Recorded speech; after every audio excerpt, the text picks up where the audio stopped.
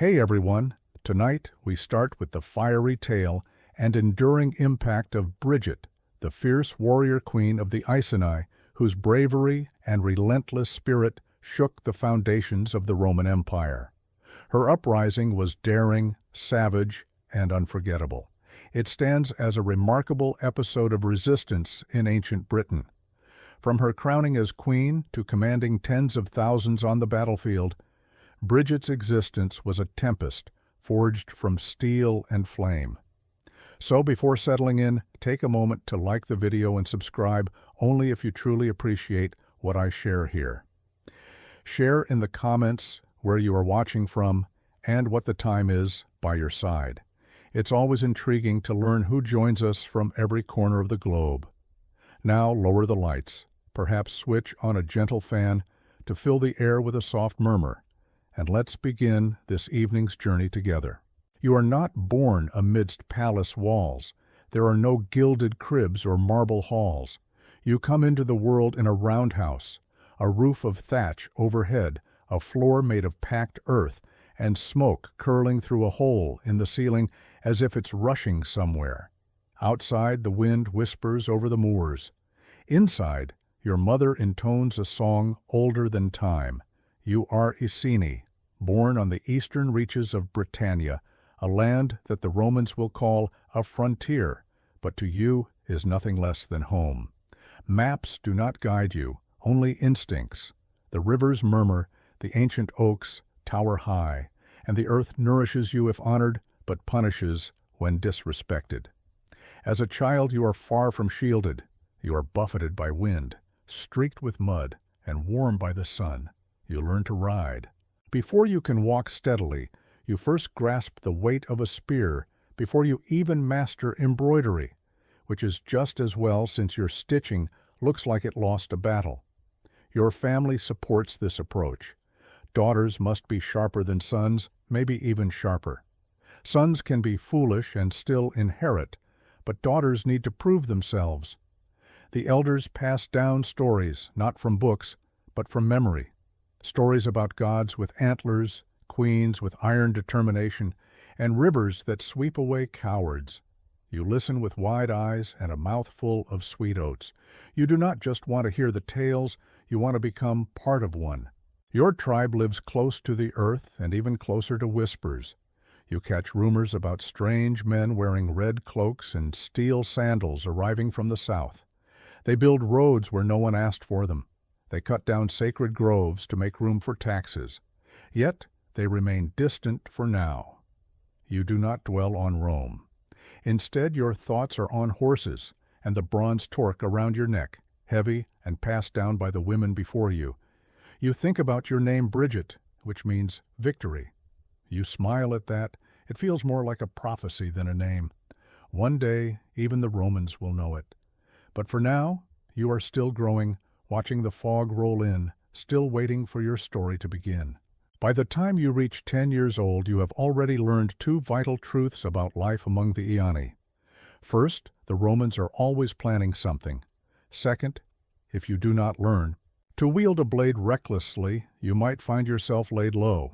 You grow up among warriors, not disciplined troops with matching outfits and coordinated drills like the Romans, but fierce fighters with tangled hair, booming voices, and zero regard for quiet indoors. Armor is optional, but scars are part of the package.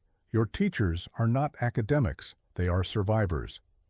Your training starts at dawn, not with numbers, but with a wooden sword and a sore shin. You learn to defend before mastering proper nasal breathing. Every meal is paired with practice. Whether it is dagger maneuvers, spear tossing, or evading goats that seem oddly hostile to your presence, training never ends. You learn to ride from a man who is more beast than human and smells of hay, because he literally sleeps in it. Your first steed is a scruffy pony, missing an eye and possessing the temperament of a drunken badger. You connect instantly, but life is not just combat and animals. Evenings are spent by the fire with the elders, hearing them debate tribal affairs with a passion reserved for life-altering choices. Sometimes these debates truly are about survival. You discover when to talk, when to stay silent, and how to discreetly express sarcasm behind someone's back. And then there are the Druids, the local seers clothed in robes and mysteries, who insist on involving you in ceremonies around standing stones, revered oaks, and long, winding verses that may or may not be directed at you. One especially dramatic elder. They claim the gods have chosen you. You are uncertain which gods or for what purpose, yet the tone feels somewhat ominous. You grow into your name, Bridget, a symbol of triumph, and soon you become queen not just by birth but through alliance. You wed Patrick, the reigning king of the Aenei. He is a shrewd man, careful in his ways, and above all, someone who has mastered the art of smiling politely at Rome while secretly resenting it. Rome does not seize everything by force immediately. Sometimes it offers agreements instead of battles. This was the case with your husband. After a previous uprising in 47 CE, which you did not lead yet, the Aenei agreed to become a client kingdom of Rome, a supposed ally. Officially, you maintain independence. In truth, you are expected to accept Roman taxes, Roman designs, and Roman officials who struggle with local names. As queen, your world transforms. Your dwelling becomes larger, a roundhouse adorned with Roman pottery and occasional visitors clad in gleaming armor who carry the scent of olive oil and arrogance. You wear elegant wool and precious imported gems, but you never forget the sensation of iron and bone. You host grand feasts. You offer wine. You tolerate Roman small talk. One governor presents you with a polished bronze mirror. You nearly respond with your axe. Still, you master the role. Diplomacy is simply another battlefield, and you learn its tempo. You observe Patrick carefully balancing the delicate situation. He trades with Rome, maintains peace, yet never fully trusts the hand he shakes. Together, you govern a realm caught between worlds. A tribe that has neither surrendered nor risen in rebellion yet. You bear children, two resilient daughters with sharp eyes. They move swiftly and strike with fierce force. You teach them to speak with passion and power. Your purpose is not to prepare them for advantageous marriages. Instead, you raise them to endure and persevere. Then your husband falls ill. The sickness spreads slowly like ink diffusing in water. Patrick understands the fate of tribal lands when kings die without a plan favorable to Rome. So he believes he acts wisely. He drafts a will naming Rome as a joint heir to the Iceni kingdom alongside you and your daughters. He views it as a smart compromise, a bridge between worlds. Yet Rome does not share power, especially not with women. You bury your husband quietly. You place his words on the altar. Then you wait, not for the pain to fade, but for Rome's arrival. And they come, not with sympathy, but chains. Barely has your husband's body grown cold when Roman officials appear. Clad in pompous attire, they visit your settlement not to grieve, but to audit. They bring no condolences. They arrive with scrolls, debt enforcers, and a particularly arrogant air dripping with entitlement. Patrick's will, naming Rome and his family as heirs, is blatantly ignored. The empire claims everything: land, arms, livestock, treasure, even your throne.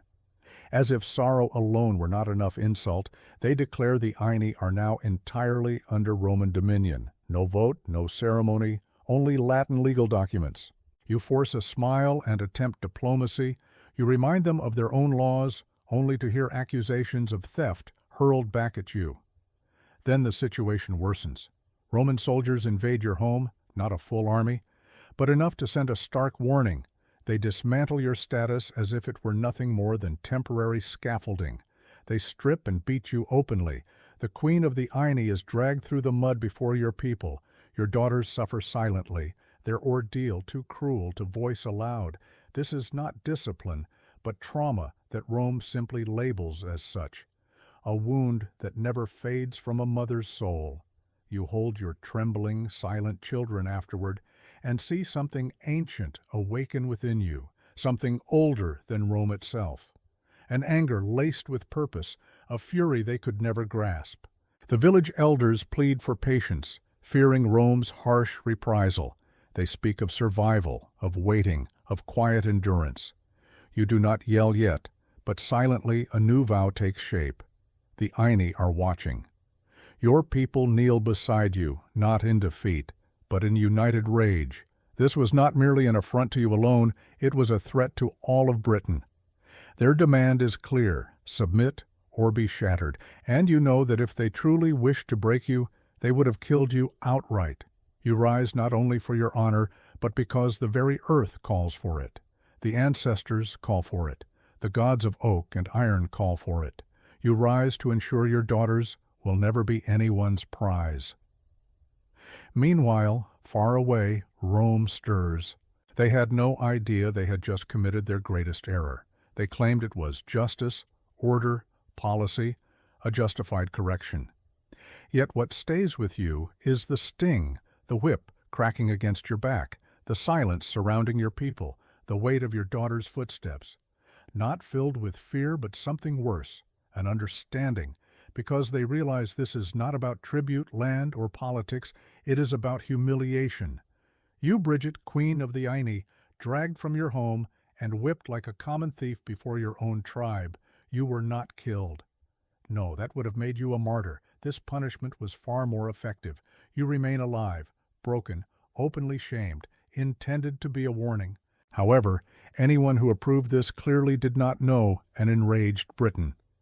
The marks on your back hurt less than the memories of your daughters.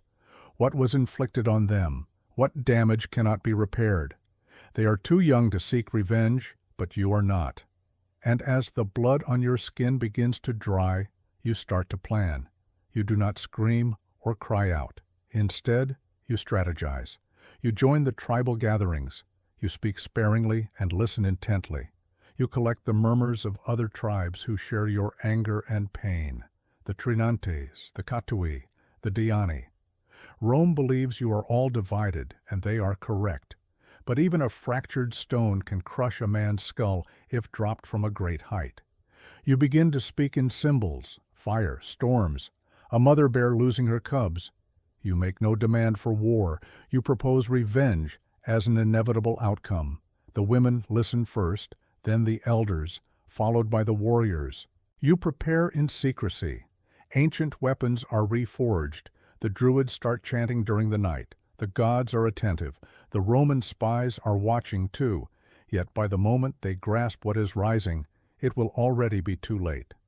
You braid your daughter Bridget's hair with iron fastenings. You hone your spear. You paint your face not for ritual, but for battle. One morning you glance into the river and no longer see a queen. You see an executioner. Rome assumed it was punishing you. What it truly did was hand you the one thing no empire should ever offer its enemies: a motive. The scar remains unhealed. Now it bleeds forward. You do not deliver speeches at the start, not at least. There is no need. The people have witnessed your retreat. They have seen the faces of your daughter Bridget. That is the only campaign poster you require. But war demands momentum, not merely anguish. So you travel from village to village, campfire to council fire. Your very presence speaks volumes. Tall, fierce, cloaked in wolf fur, your red hair unruly in the breeze. Some claim your eyes glow like embers, probably an exaggeration. Yet you allow them that belief. Fear spreads quicker than truth. You talk of liberty, though not in elegant metaphors. You remind them what the Romans inflicted upon you. To them, you recite the taxes, the whippings, the gods insulted, the sacred groves defiled. You speak clearly because fury does not require poetry. The tribes assemble. First the Trinantes, long foes of Rome, then others, Britons who never placed their trust in you. Before you suddenly appear not as royalty, but as vengeance incarnate. You sharpen not only weapons, but memories. You paint your face with blue woad, which stains your skin like ice. It serves not merely to intimidate, though it does. It is a ritual, a transformation. You are no longer the woman who was struck. You have become the storm she evolved into. Your forces multiply, thousands and thousands gather, peasants wielding sickles, fighters brandishing blades, druids with eyes that hold a lingering gaze. Even the elderly and the infirm contribute something: food, horses, tales. You ride a chariot with iron-edged wheels, slicing through mud. Your daughters ride alongside you, not as decorations, but as harbingers. This is now a family cause, a mother not only of children, but also of insurrection. News reaches Roman ears naturally. At first they mock. The queen commanding an army? How charming. Then their scouts report the numbers, the scale, the coordination. Rome ceases to scoff, yet they still doubt you will actually act. After all, Britain is a place of quarrels, where tribes clash, women grieve. They do not lead wars or torch cities. But you are not here to fulfill expectations. You are here to set them ablaze. Smoke rises from your campfires, and soon, very soon, the smoke will billow from theirs. They come relentlessly at first by dozens, then hundreds, then thousands, arriving on horseback, on foot, by carts and chariots. Some cloak themselves in wool, while others appear almost bare, painted in swirling blue, with eyes shining with a mixture of devotion and rage. There you stand. They are cultivators who have never wielded weapons, and fighters who have forgotten what it means to be unarmed. A young boy no older than your daughters insists on carrying a slingshot crafted from his father's belt. You do not send him away. You acknowledge this moment is beyond a mere uprising. It is a moment of reckoning. The Romans now call you by a word that means terror mulliberis, the terror of a woman. You picture them whispering it beside campfires, half scoffing, half fearful. You wish it torments their sleep. Your camp expands into a moving city. Merchants come to trade bread, arrows, and charms shaped like your chariot. Poets start to create songs before any major battle is fought. Your name passes from mouth to mouth like either a prayer or a warning, depending on the listener. Even so, you maintain discipline. You assign scouts, messengers, leaders of villages and clans. You do not want disorder. You desire something Rome will never anticipate: structure. Each evening, the fires blaze brightly. The druids intone chants in tongues older than kingdoms. You consecrate weapons with blood, sometimes from pigs, sometimes not. You never ask. There is no official tally, but the Romans claim your force numbered more than 100,000. You do not keep count. You sense them, the heat, the clamor, the weight of 10,000 hopes driving behind your chariot wheels. Your daughters rest nearby, nestled beneath the bear's fur. You watch them. They sleep like children, but they march like queens. You gaze upon the gathered army. Your people, your rage, your passion, all combine, and you realize this is exactly what Rome feared, and they were right to fear it. You are not Caesar, nor crowned with gold. Yet you are followed not for conquest, but for justice, not for riches, but for revenge. You grip your spear tighter. Soon a Roman city will appear on the horizon, backed by a sea of warriors who refuse to forget past wrongs. Your first target is Camulodunum, the Roman colony at the border of Ine land. It was once a tribal fortress. Now it is a settlement for Roman veterans, full of arrogance and marble, a perfect example of Roman efforts to civilize the Britons. It even boasts a temple, but not for your gods. Instead, they erected a shining shrine to Emperor Claudius, their deceased ruler, as if honoring a Roman corpse could justify those still alive. Locals call it sacred. Your people see it as an insult to their culture. You do not come quietly. Scouts spot you approaching, or more accurately, notice the dust cloud trailing your forces. Your army is too large to conceal, and frankly you have no desire to hide. Stealth belongs to traitors. This serves as a warning. Roman officials rush to respond. No legions are stationed here, only retired soldiers and their families, men who believed their battles were over. They arm themselves with rusty blades and ceremonial armor. When you arrive, they are preparing speeches, not defenses. You give them no mercy and no time to act. The city falls within a few hours. Your forces surge forward like a relentless wave, breaking through gates, bringing down pillars, and setting grand villas ablaze. Your chariots weave through the streets, pushing the frightened citizens into tight alleys. The inhabitants of Rome cry out for mercy. You recall a time when you screamed too, but not today. The temple dedicated to Claudius is the final stronghold to crumble. Its defenders lock themselves inside, seeking refuge in stone and plaster. It takes 2 full days for the flames to consume it, not due to fierce opposition, but because the fire is slow and meticulous, mirroring your own memory. By the third dawn, Camulodunum lies in ruins, a city turned to nothing but ash. And with its destruction, the message is clear. Rome has lost a city, not to a foreign power, nor a rival legion, but to those it once declared as subdued. You stand amidst the wreckage. There is no smile on your face. This feeling is not happiness, it is necessity. The direction of the wind changes. Smoke clings heavily to your cloak. Nearby, your daughters gather fragments of burned bronze relics from the temple ruins. You allow them to do so. They deserve to bear some burden. This moment signals only the beginning. Your next objective is wealthier, larger, more significant, and unmistakably Roman. Londinium awaits. You cannot afford rest. You simply cannot. Rumors spread swiftly like wildfire, stirring fear in their wake. Rome is now aware and takes action, though it moves too slowly. You urge your horse southward toward Londinium, the shining gem of Roman Britain, a bustling center of trade and commerce. Though relatively young, it thrives with merchants, soldiers, and settlers. They claim it represents the empire's destiny. You have resolved to shatter that future. Along your route, people scatter in flight. You do not pursue them. There is no need for you to act directly. Their fear is more effective than any proclamation. When refugees outrun the soldiers behind them, you know your message has truly taken hold. As you approach the borders of Londinium, what you find is unmistakable. The red cloaks have disappeared. Governor Gaius Suetonius Paulinus, a stern man occupied with suppressing a revolt in Wales, managed to return just in time to withdraw. Observing your forces, the fires, and the smoke darkening the horizon, he did what only a Roman could do. He fled. He left the city defenseless in order to preserve the province. You act without hesitation. Londinium stands deserted.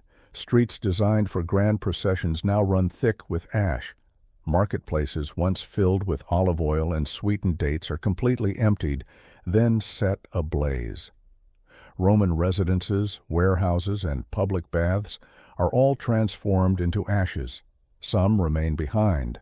A few believe the empire still offers them protection. Others are simply too old, too proud, or too slow to escape. You make one last warning. Depart now, or face judgment from the gods of your world and theirs. Many choose to ignore this plea. The events that follow will be remembered by history as a slaughter. Romans will inevitably tally the dead by the tens of thousands, they will claim. Perhaps that is true, yet what you understand is far more significant. Your voice was initially ignored, but now the entire world pays attention. Amidst the flames, you discover a partially burnt Roman ledger. It contains names and the debts owed. Without hesitation, you throw it into the fire and continue onward. No temple escapes destruction on this occasion. You pull down the statues with your own hands. The gods who watched your daughters endure such suffering will find no mercy from you. As night descends, Londinium falls into silence. The city no longer cries out. You set forth with your army, greater in number than ever before, fueled by smoke and wrath. The next target has already been decided, Verulamium. After that, judgment awaits. Verulamium is more than just Roman territory. It is Roman with ambition. Streets laid with imported stone, fountains that demand attention, villas that span wider than many tribal clearings. It is not merely a military stronghold. It serves as a declaration, a refined one draped in mosaics and levees. Your path leads there next. By now, word travels ahead of you. Merchants in Verulamium have heard of Camulodunum and Londinium. They understand the fate of those who greet Rome too willingly. The rich hurriedly pack their wagons. They escape to the west, clutching silver idols and ledgers filled with unpaid grain. You allow them to leave. Revenge, as you have realized, follows its own timetable. When you reach the town, resistance is nowhere to be found. Instead, you face emptiness. The soldiers have vanished, the politicians too. Only the unfortunate remain, and a few who simply refuse to believe in you. Those who thought no mother, no woman, no tribal queen could shake the empire. You immediately prove them wrong. The gates give way as easily as decaying fruit. Your warriors flood the streets. Flames trail closely behind. The town center, once designed to inspire awe, fractures and crumbles beneath its own arrogance. The temple stands deserted, but you set it ablaze regardless. The bathhouses hiss like dying serpents. Statues melt away. Market stalls are reduced to ash. Scrolls are torn apart and scattered. From your balcony, the city sprawls beneath you. You look down to see rows of figures carved in stone, accompanied by a single recurring term: tribute. A wry, bitter smile crosses your face as you cast the inscription into the flames. What is burning is more than just the city itself. It is every symbol it embodied. Verilium was supposed to represent the future, a Britain transformed under Roman rule, a land where Latin voices drowned out ancient melodies and wine replaced mead, where a woman like you was expected to submit rather than to command. Yet now all that remains is smoke and ruins. By the third day, the destruction is complete. You have razed 3 Roman settlements to their foundations. With each step forward, your forces grow stronger. More people rally to your cause. Some are drawn by conviction, others driven by fear, and many simply have nowhere else to turn. You do not question their motives. You only keep moving ahead. You have attacked the heart, and now Rome is preparing to retaliate fiercely. The governor is gathering defenses, and the decisive confrontation looms close. Riding through layers of ash, it clings relentlessly to your boots, hair, and even your breath. The gods have received their sacrifice. 3 Roman towns reduced to rubble, their proud columns toppled like dead trees. Your message is etched into the charred landscape, written in smoke and shattered stone. Yet a growing burden presses upon you, not regret, but the weight of responsibility. Your army has grown vast, wild, magnificent, and somewhat unruly. It feeds on plunder but lacks order. The chariots groan under the load of stolen ceramics. Some fighters flaunt their spoils, wearing gold chains and Roman tunics like trophies. A few have abandoned their weapons to carry wine containers instead. The crowd continues to cheer you, their voices still calling your name. However, this force is evolving. It is no longer driven solely by revenge. It has grown into a cause, a legend, a powerful surge. And such a surge cannot be stopped. You catch murmurs around you. Some wonder when your campaign will end. Others question why you have yet to strike the Roman fortresses. More pragmatic voices wonder where the next spoils will come from. Justice commands followers, but wealth attracts backers.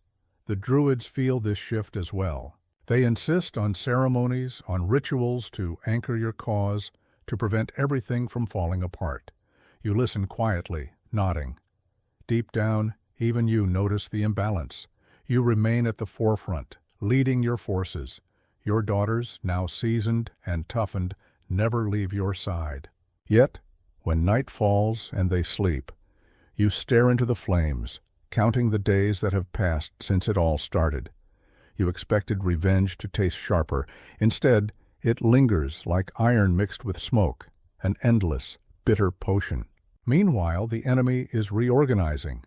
Suetonius has returned from Wales, bringing with him a genuine army this time, made up of seasoned warriors, disciplined in tight ranks, ready for battle. Rumor has it he has chosen the battlefield carefully, a narrow valley with woods protecting one flank. There will be no way to outflank his troops, no room for your cavalry to encircle them as before. You have burned towns down, but towns do not fight back. Now you will confront real soldiers, those who do not falter at your battle cries, who stand firm despite seeing blue war paint and hearing the gods carried on the wind. Your forces number in the tens of thousands, yet precision is his strength. The Druids assure you the gods remain on your side, and the signs are strong. However, signs alone do not win wars. The moment the arrows begin to rain down marks the turning point. You have been advancing for such a long time. It takes a brief instant to grasp what is unfolding. Rome is no longer withdrawing. They have chosen their battlefield carefully. A narrow, confined valley surrounded by dense woods and steep hills. No space for your chariots to move freely, no option to attack from the sides. Only a narrow passage, a snare. You move forward confidently. Why would you hesitate? Your army spreads across the horizon. Farmers, fighters, druids, even freed slaves armed with kitchen knives. You outnumber the Romans by more than 10 to 1. The gods have favored your cause so far. Why would that change now? Yet something about this place feels unusual. The Romans are poised, not in panic or disorder. Their shields gleam under the daylight. Their ranks are tightly arranged. You cannot glimpse their faces, only vast walls of metal and an eerie silence. They are not fleeing.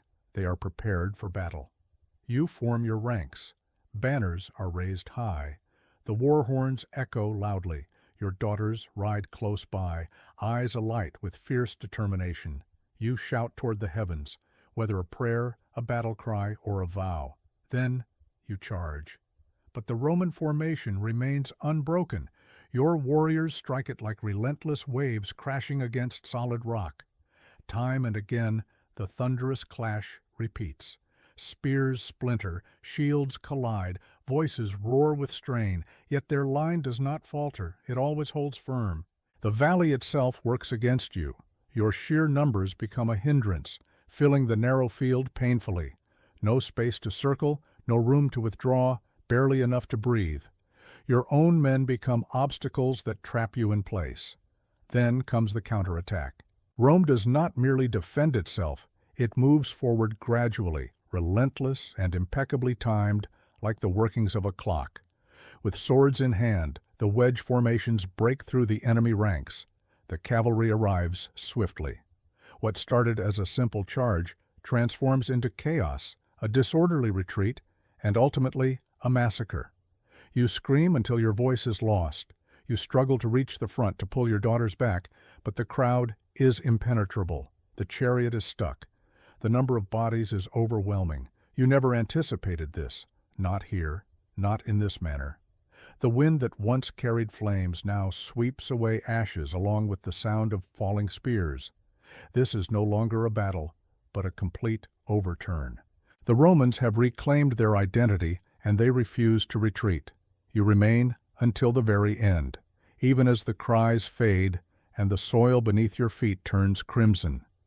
Even as the sky fills not with divine fire, but with crows, even as your warriors, those who used to chant your name like a battle drum, fall one after another beneath the Roman swords, you stand firm. You leave your chariot when it can no longer move forward. You draw your blade, rusted along the edge, but still sharp enough for this fight.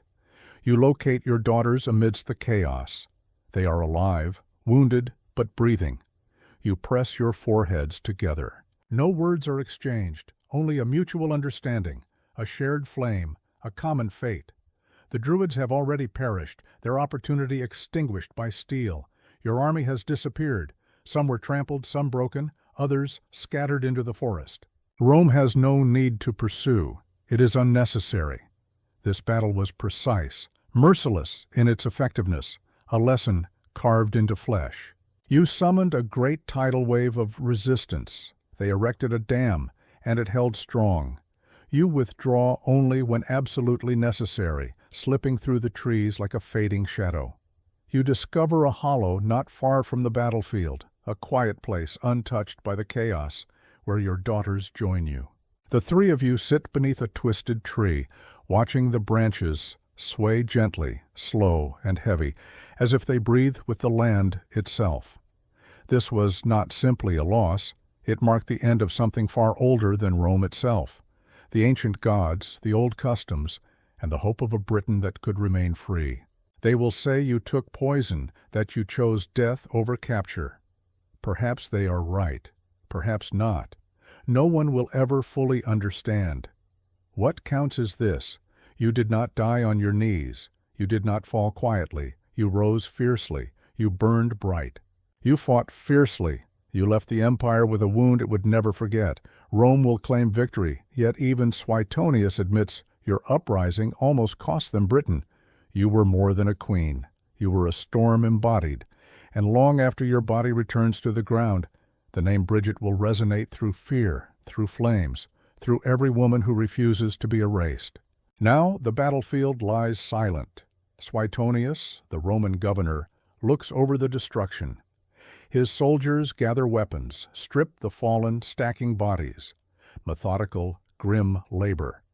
History demands records, and Rome, ever pragmatic, begins rewriting events before the blood has even dried. They declare this a triumph. Naturally they do. They claim Patrick died with honor, or dishonored or vanished without a trace. No one is certain. Tacitus asserts she ingested poison. Cassius Dio implies it was an illness.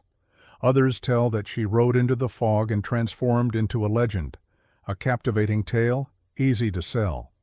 Yet Rome seeks resolution, something that can be firmly noted. Your daughters disappear completely from historical records, which is Rome's way of confessing they feared you. Britain stays under Roman rule. However, things have changed. The empire no longer erects temples dedicated to Claudius. Instead, it tightens control, strengthens the fortifications, and stations more soldiers. They govern, indeed, but cautiously and with frequent vigilance. They pretend you were a mere anomaly, a fleeting revolt. But fleeting moments do not consume cities, and brief outbursts do not unite nations. You evolved into what Rome could never conquer, a myth. Years slide into centuries. The empire crumbles, as all mighty powers eventually do. But your name endures. Whispered voices echo through British forests, your name etched on stones, sung aloud in halls glowing with fire and rebellion. You become an emblem. At times a queen, sometimes a goddess, or occasionally the mother of the nation. The Victorians, ever sentimental, commission a bronze statue of you in London. Wheels of a chariot spinning, your daughters at your side, eternally paused on the brink of a charge. You who nearly shattered the empire, reduced to a source of inspiration for visitors. Yet you are unbothered, for legends are tenacious, and even a fire once snuffed out leaves lingering warmth. In every uprising, your presence still casts a shadow. Every march, your footsteps resonate deeply. Whenever a woman was told to sit quietly, there remained a faint murmur. Bridget refused to be silenced. History attempts to conceal you beneath the rubble of your downfall, yet it never fully succeeds in stilling the earth. You have not vanished. You are anchored, and the ashes they leave behind are rich with life. We will start with the smoke. Thin, twisting, relentless. It ascends gradually through the motionless air of a sacred chamber, a space deliberately constructed to hold silence.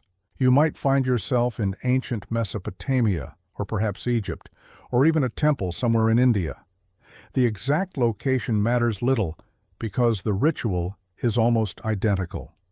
Here, scent is not a mere indulgence, it is essential. Barefoot priests draped in robes carry small clay censers or bronze incense burners filled with glowing embers. On these, they place resin beads, hardened tree sap brought from faraway lands, frankincense with its bright, citrus-like aroma. Myrrh, darker, earthy, with a near-bitter tone. When these touch the hot coals, they hiss, then emit smoke, then transform the air into something sacred. In the Egyptian temples, this practice was taken further. An elaborate blend known as kifi was carefully crafted. It included more than a dozen components such as wine, honey, raisins, juniper, and cinnamon. This mixture was never heated during the day, but prepared at dusk when the cooler air helped the fragrances to rise more softly. Kefi was more than just a scent. It was a sacred act. Creating it was a form of prayer, and burning it was an offering. The aroma was thought to soothe both the gods and the departed. In ancient India, sandalwood and camphor served similar purposes. Greek temples burned fragrant woods and resins alongside their hymns. Early Israelite customs demanded incense to be burned with precise quantities. An excess or an incorrect blend was seen as perilous. Sacred matters followed strict guidelines. Why so much focus on scent?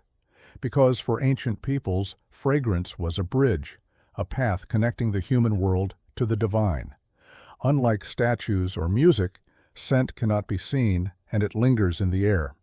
It moves in every direction, reaching you even with closed eyes. This made it holy to them. Therefore, temples remained perfumed all the time, not only during rituals. The very air became a kind of offering. A space could carry a sacred smell, and if a place could hold a holy fragrance, then perhaps you could possess one too. Inhale now as if you were standing within that space, then breathe out, letting the smoke rise and vanish. Next, let us travel eastward toward Egypt's warm coastline to the dazzling city of Alexandria. Picture a breeze from the Mediterranean, salty and warm, rich with jasmine and sandalwood. Cleopatra, the Nile's queen, a ruler and linguist and a master of seductive arts, did more than wear perfume. She fashioned a legend through it. Cleopatra knew something that many leaders never realized.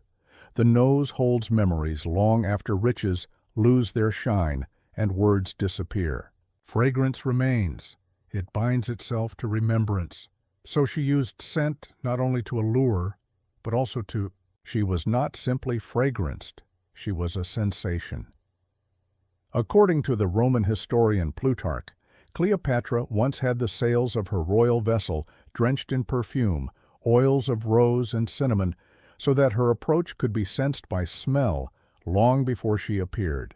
The atmosphere around her was carefully crafted. You detected Cleopatra's presence before you saw her. Her memory lingered well after she departed. Within her palace she maintained perfume workshops, where attendants blended oils with myrrh, balsam, and exotic resins from Arabia and India. These mixtures were more than just pleasing aromas. Cleopatra studied them. She experimented. She believed certain fragrances could awaken desire, induce sleep, even alter destiny. And she was right. Aromatherapy existed thousands of years before it was named. Yet her perfumes carried meanings beyond love. They served as tools of influence. When Cleopatra encountered Julius Caesar and later Mark Antony, she was already adept in timing, attire, and scent. She understood which oils suited each occasion: frankincense in temples, neroli at banquets, musk and spikenard in private rooms. Every fragrance had a role. There is a tale that Cleopatra once crafted a scent so enchanting it made a general forget his own name. Perhaps that is myth. But this is undeniable. No other leader transformed fragrance into a form of communication as she did. For Cleopatra, perfume was not luxury. It was authority. It was a tactic, a secret message sent not with words but through scent. The very atmosphere itself carries her presence. So tonight, if your room remains still, picture Bridget passing by. You will not hear her footsteps, yet you may catch a hint of rose, cinnamon, and a breeze sweetened with honey, and that alone will suffice. Now, let the gentle wind transport us to the marble courts of Greece and Rome, lands adorned with grand columns, ancient scrolls, and profound philosophical strolls. However, tonight we are not here for debates. We come seeking fragrance. The Greeks embraced scent with a spirit of inquiry. They considered aroma more than mere ornamentation. It influenced conduct and even ethics. Hippocrates, hailed as the father of medicine, advised fragrant baths and massages to preserve harmony of body and mind. To him, rosemary oil was not simply delightful, it held healing properties. Sandalwood brought calm, while myrrh cleansed. Fragrance harmonized the soul, yet not everyone shared this sentiment. The philosopher Plato viewed perfume with mistrust. He believed that its mild nature bred laziness and indulgence. A steadfast citizen, in his opinion, should exude the scent of diligent work, olive oil, and wisdom rather than exotic spices. Despite his thoughts, most Greeks chose to disregard him. Fragrance remained beloved at feasts, weddings, and athletic celebrations. Crowns of lavender or mint adorned heads, serving not only as fashion, but also to stimulate alertness of the mind. Then the Romans arrived. They did not merely absorb Greek perfumes, but amplified the entire practice. Romans perfumed everything around them. They bathed in waters infused with rose, scented their garments with saffron, and even scattered fragrant powders. Dust covered the floors of banquets, so that every step released a scent. At lavish celebrations, guests were rubbed with oils between courses. Some affluent Romans installed fountains that sprayed fragrant water into the air. Emperor Patrick once commanded an entire ceiling to shower rose petals and myrrh upon his visitors. Despite this, the Romans themselves often debated the issue of extravagance. Seneca the Younger, a Stoic philosopher, criticized the baths for smelling of too many perfumes, declaring it was not a scent of a man, but more like a floral bouquet. For him, true virtue did not wear any cologne. Nevertheless, perfumes remained deeply woven into Roman customs, stories of love, ceremonies, and even funerals. Scent vessels crafted from glass, alabaster, or clay were placed in tombs along with the deceased. Fragrance was not solely for the living, it served as a way to remember those who had passed. In both Greece and Rome, perfumes balanced on the edge between indulgence and necessity, morality and temptation. They were invisible, yet impactful, able to alter the atmosphere of a space or the recollection of a moment. Moving further back in time, we reach the birthplace of civilization, where rivers nourish the lands and ziggurats ascend like stairs to the skies. Ancient Mesopotamia, Sumer, Akkad, Babylon. Far in advance of Cleopatra's scented sails or Roman rosewater fountains, people here were already captivated by fragrance. On clay tablets over 4,000 years old, we discover early perfume recipes. Some were consecrated to deities, others to rulers. These earliest perfume makers blended crushed herbs, resins, and blossoms with animal fats or pressed oils, such as myrrh. Cypress, calamus root, and even ground cedar were all combined into a paste. These mixtures were far from random.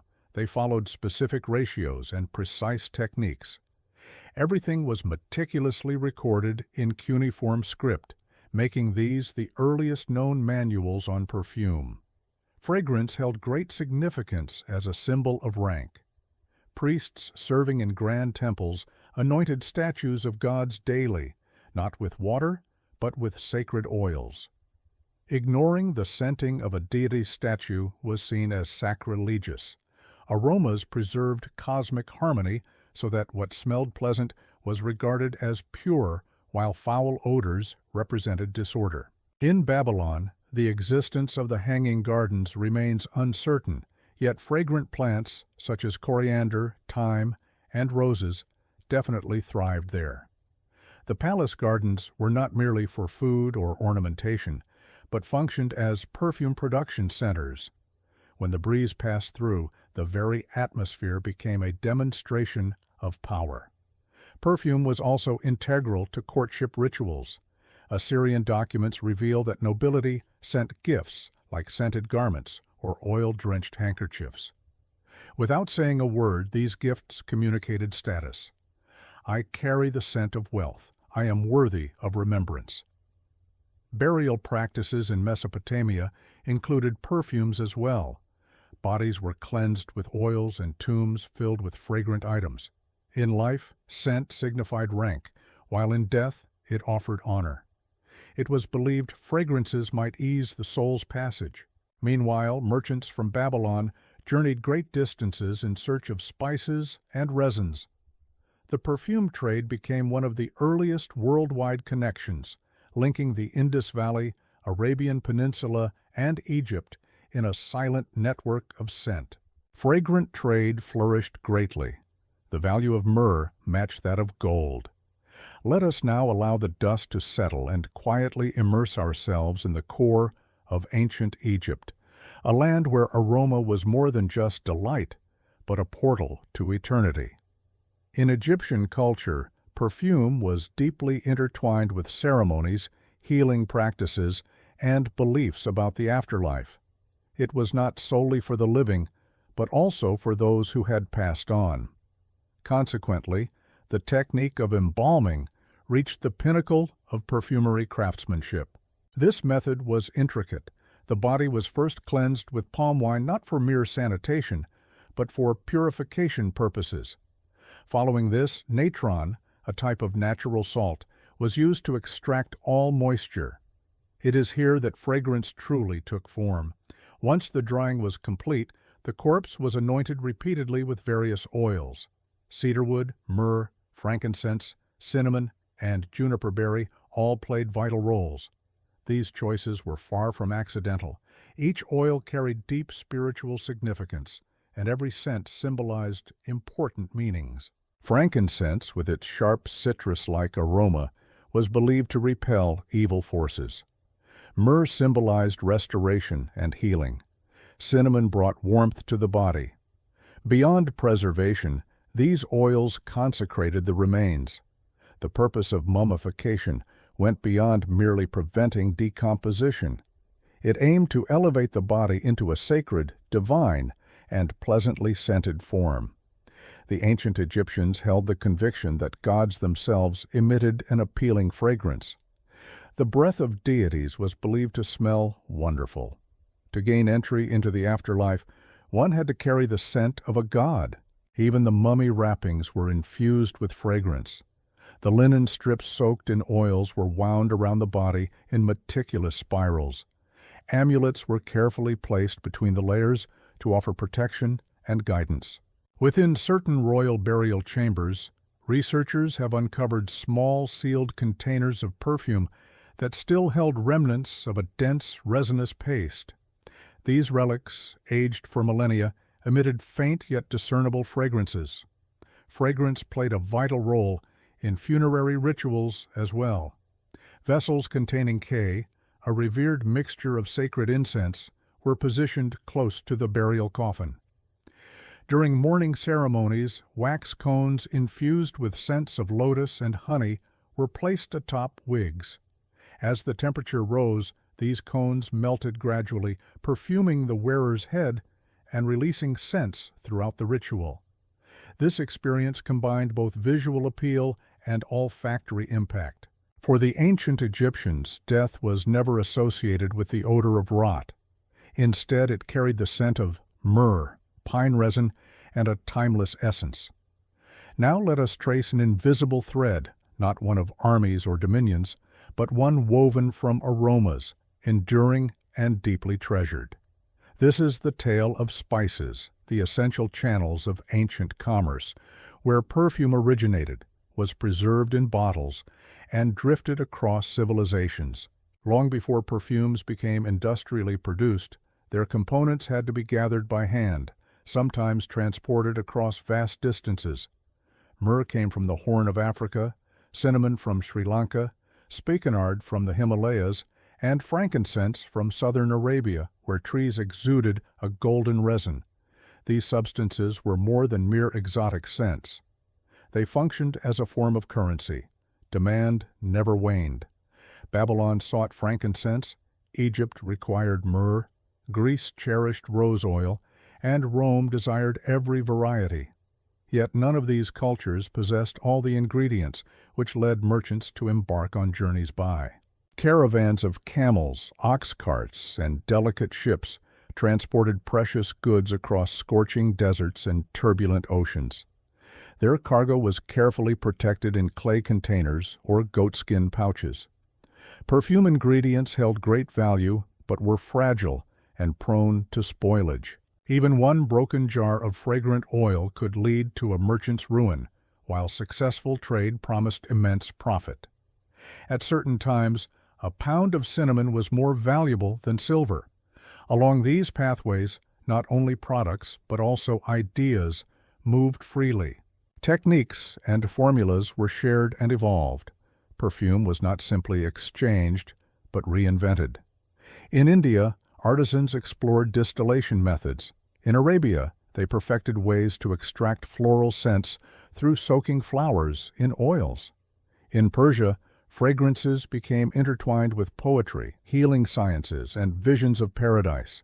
When raw materials arrived in Greece or Rome, they carried more than scent. They came with stories. A vial of spikenard was not merely exotic, it was renowned. Monarchs bartered for it, and saints would later receive it as a sacred anointment. These ancient trade routes, stretching all the way from China to the Mediterranean, were defined not by signs or milestones, but by their aromas. One step into a Damascus market, and the air was saturated with cardamom, saffron, and sandalwood. Around a bend in Petra, one might find walls covered with resin and rose petals. The cities themselves were infused with the scents of the known world. Now let us gently step into the holy groves and stone sanctuaries of ancient India, where fragrance was more than adornment. It was revered. In that culture, scent permeated every aspect of existence: medicine, rituals, love, and philosophy. The Vedas, among the oldest known scriptures, mention perfumes and incense as sacred offerings to the gods. Substances like clarified butter, camphor, and sandalwood were burned not to cover unpleasant smells, but to lift prayers higher. Fragrance was viewed as a cleanser, not of places, but of spirits. Sandalwood was especially treasured for its smooth, creamy, and soothing qualities. It was crushed into a paste and applied to statues of gods, on the foreheads of priests, and even on the bodies of the deceased. Its aroma was believed to bring calmness to both divine beings and humans. Applying it meant embracing tranquility. Other commonly used elements featured a type of wood, vetiver, and jasmine. Jasmine garlands served more than decorative purposes for celebrations and weddings. They were thought to awaken emotions related to love and divine unity.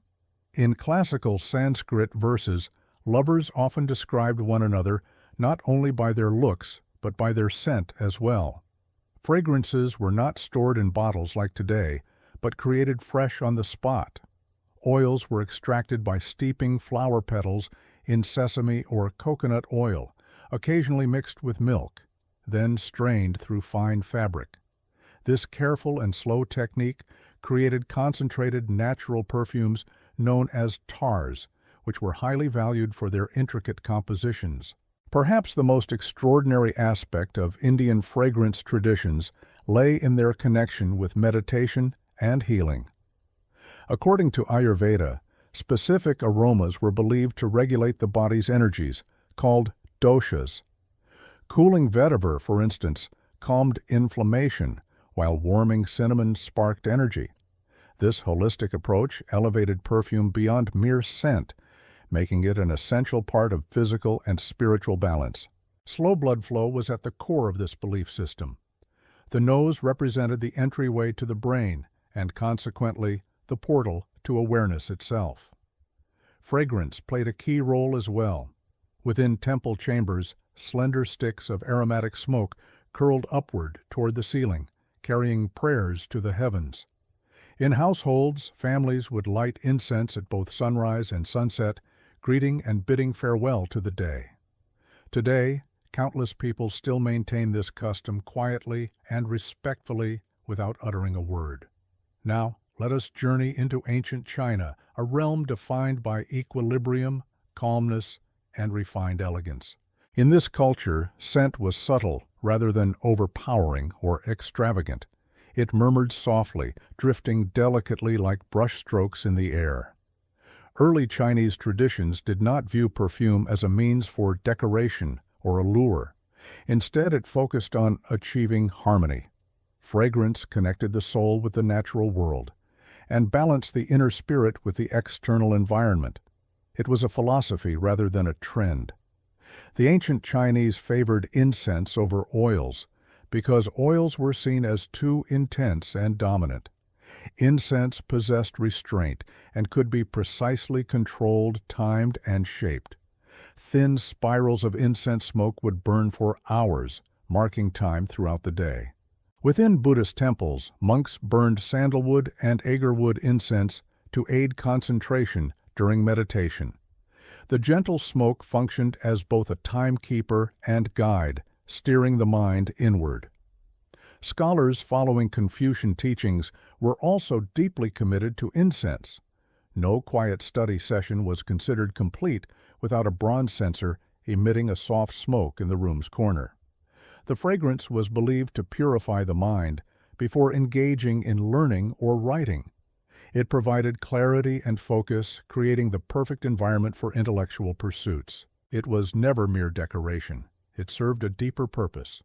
In Taoist tradition, scent symbolized qi, the essential life force. If the environment carried an unpleasant odor, it often signaled an imbalance within the body. Aromatic plants such as cassia bark, star anise, and clove were recommended not only to enhance fragrance, but also to heal. Fragrance, medicine, and spirituality were all interconnected. Even clothing carried scents. Small pouches known as nang were tied around the waist, filled with fragrant herbs. These were not only delightful, but also served as protection. It was believed that herbs like mugwort and patchouli could prevent sickness and ward off evil spirits. During the Tang and Song periods, these scented sachets evolved into an artistic expression, ornately embroidered and adorned with jewels, exchanged during celebrations. Perfume also found its way into poetry. Renowned poets from the Tang dynasty often depicted seasons through scent rather than visuals or sounds. Spring was characterized by plum blossoms, while autumn was marked by fallen leaves and aged wood. A person's essence or reputation could be captured by the aroma they left behind. Now let us inhale one last time, a breath traversing centuries, crossing deserts and rivers, palaces and temples. We return to the present moment, yet the fragrance of the distant past lingers faintly, persistently. Much of ancient knowledge about perfumery has been lost. The formulas were closely guarded secrets protected by priests, healers, and perfumers. Some recipes were etched onto clay tablets, others written on papyrus scrolls. Many of these vanished due to fire, flood, and the ravages of time, leaving only faint traces of a once vibrant tradition. Throughout history, the magnificent libraries of Nineveh and Alexandria once preserved exquisite texts on fragrances. Unfortunately, none of these delicate writings survived completely intact, yet fragments and subtle hints linger. In the year 2012, archaeologists uncovered an ancient perfume factory on the island of Cyprus, dating back 2,000 years. Here, remnants of burnt clay containers and traces of lavender and olive oil were discovered, offering a glimpse into early scent production. In Egypt, scientists found remnants inside tomb jars pointing to blends of myrrh, cinnamon, and lotus oil. Meanwhile, in Israel, experts have tried to recreate the sacred temple incense known as kataret through interpretations of old manuscripts. Although the exact ingredients remain a mystery, this aroma still carries a revered status. Even the perfumes attributed to Cleopatra have been revived. In 2019, a group of researchers claimed to replicate one of her signature scents based on ancient formulas and residues found in Egyptian bottles. The fragrance they produced was dark, spicy, earthy, and enduring. Unlike any perfume sold today, it evokes something far older and more profound. Perfume is, at its core, memory preserved within oil. It tells stories without words. Although intangible, it captures you wholly. A single drop can contain the essence of 1,000 years. Today, the legacy of these ancient aromas continues in traditions, healing practices, and the delicate flowers tucked between pages. Modern perfumers still extract scent from agarwood, much like ancient China, and incorporate myrrh and frankincense as done in Mesopotamia. Rose oil remains highly valued and cherished, just as Patrick's beloved Cleopatra admired it. The concept of scent as sacred endures, lighting incense before meditation or applying perfume to prepare for a memorable evening.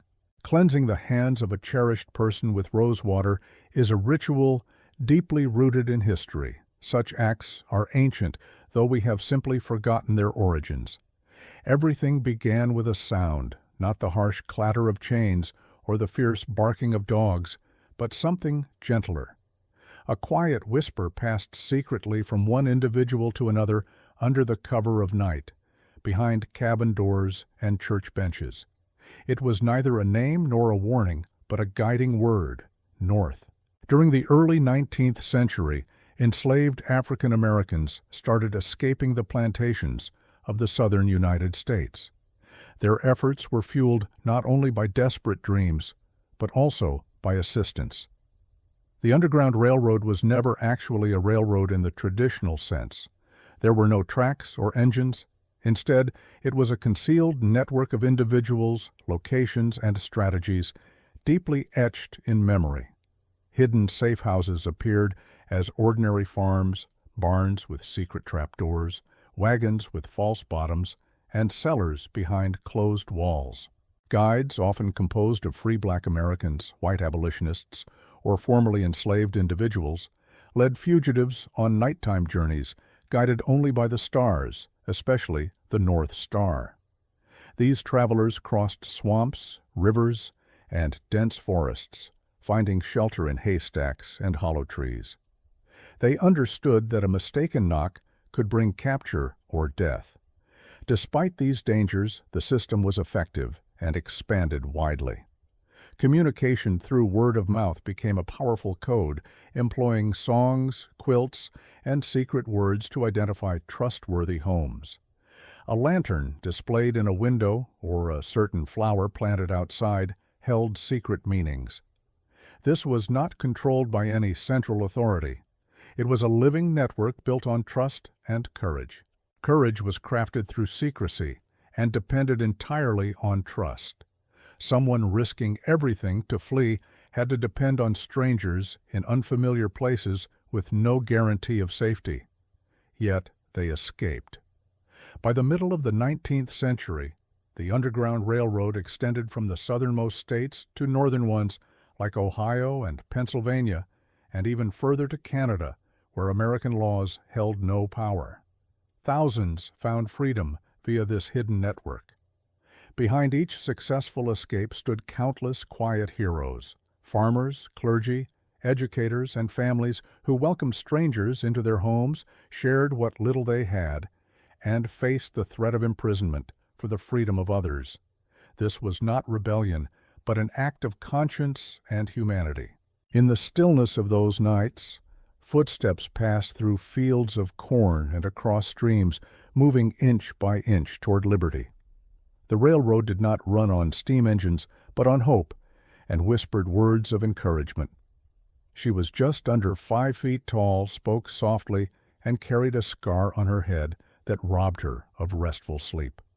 But when Harriet Tubman acted, others followed, and chains were shattered. Born into slavery in Maryland around 1822, Harriet knew cruelty intimately.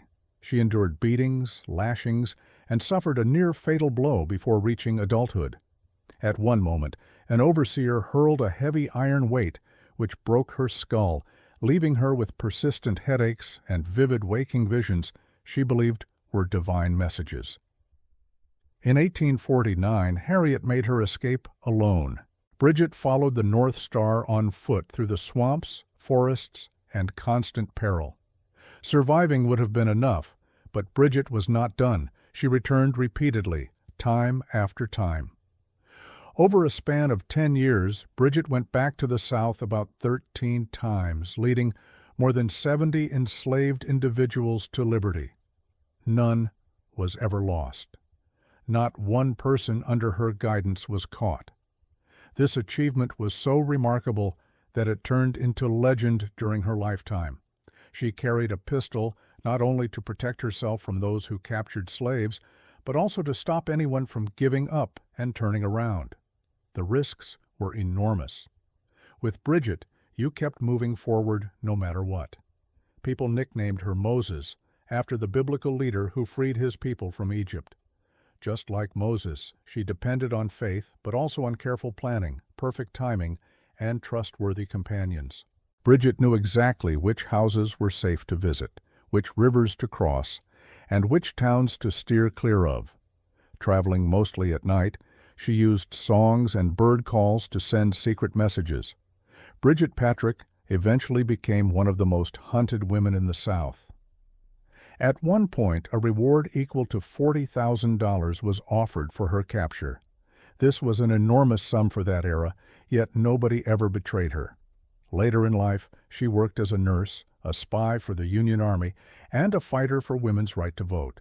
Still, her legendary status grew from her work on the Underground Railroad, not as a fairy tale, but as proof of what a solitary person can accomplish against a system designed to oppress them.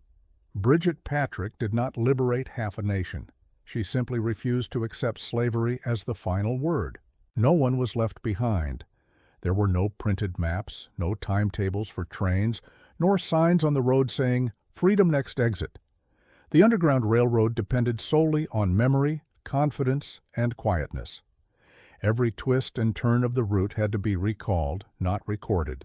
Each safe house had to appear as an ordinary farmhouse from outside, yet be something unmistakably different inside.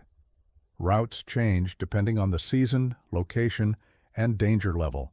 Some passed through thick forests in the Carolinas. Others followed Ohio's rivers or the winding roads in Pennsylvania.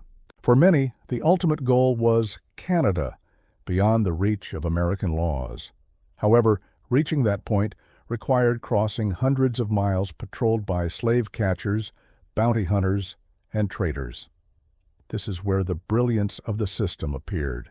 Shelters called stations were often the homes of abolitionists, Quakers, freed black families, or farmers who sympathized. These dwellings might include secret rooms concealed behind staircases, traps in floors or kitchens, or false walls leading to dimly lit cellars. In some cases, hollow wagons with fake bottoms were used to move escapees in daylight. People who escorted fugitives from one haven to the next were called conductors. They committed entire networks, landmarks, friendly homes, and dangerous zones to memory, frequently facing arrest or worse if caught. Passengers had to put absolute trust in these conductors. Turning back was never an option. But how did they manage this? How could all this be shared without alerting slaveholders or officials? The key was in codes. A song sung in the fields might carry a hidden meaning. Follow the Drinking Gourd was not merely a melody, it served as a set of instructions. The drinking gourd represented the Big Dipper, whose handle directs toward the North Star. This heavenly guide led people northward. Quilts displayed on fences could reveal patterns signaling safety. A star symbolized direction, a log cabin meant shelter, and a zigzag warned of danger nearby.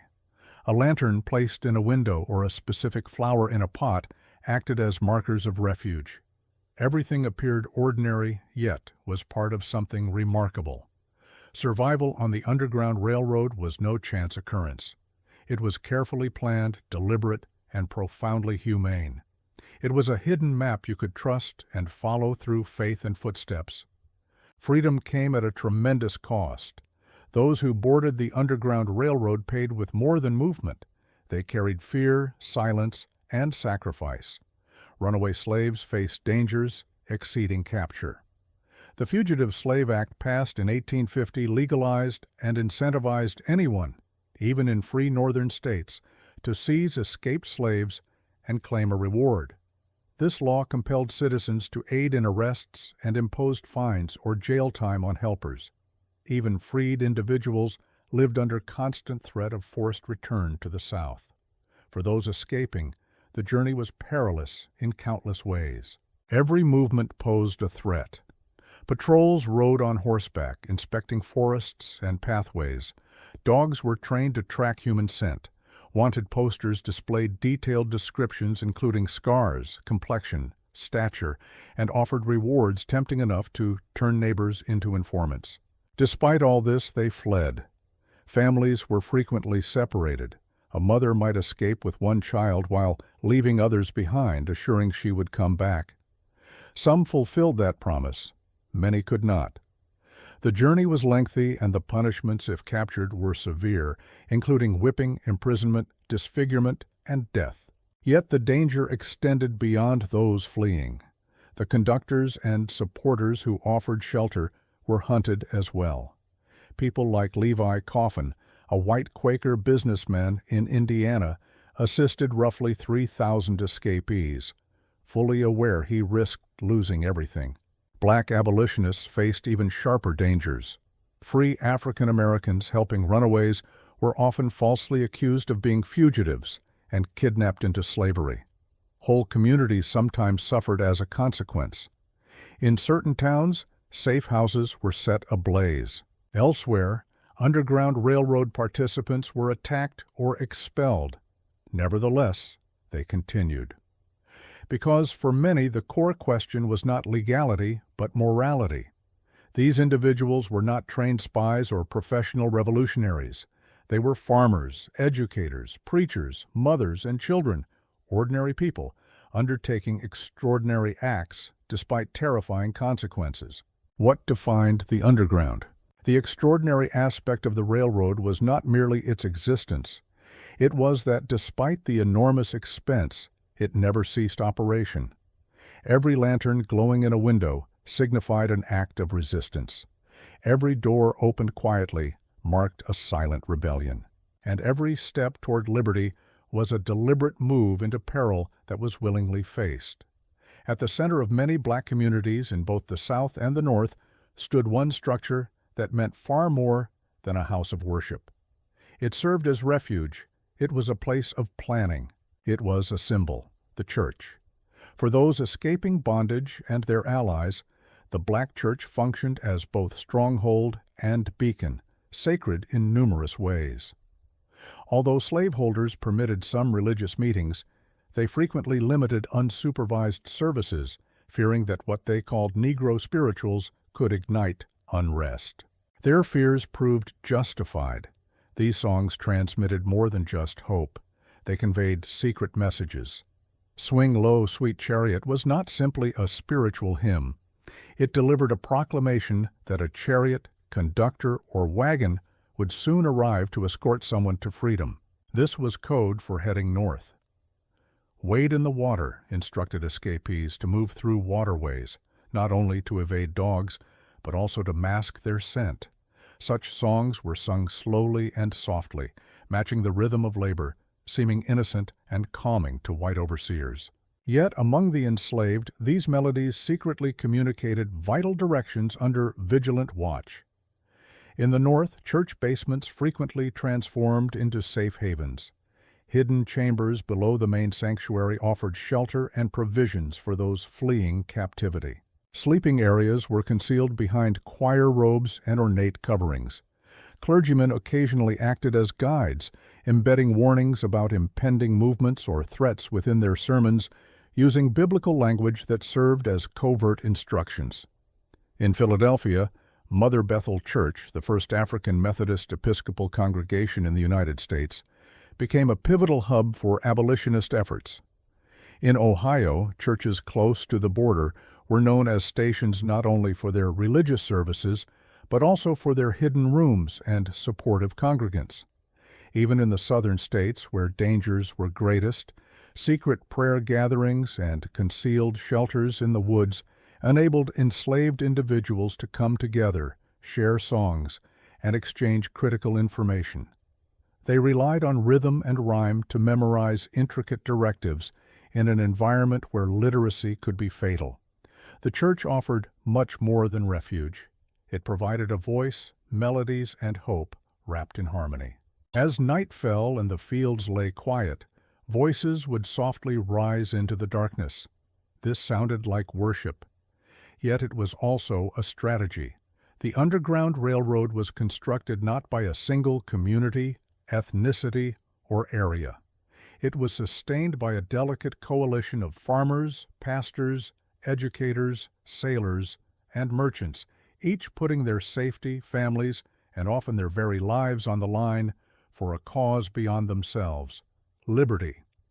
Some individuals gained recognition, such as William Still, a free black man from Philadelphia, frequently called known as the pioneer of the Underground Railroad.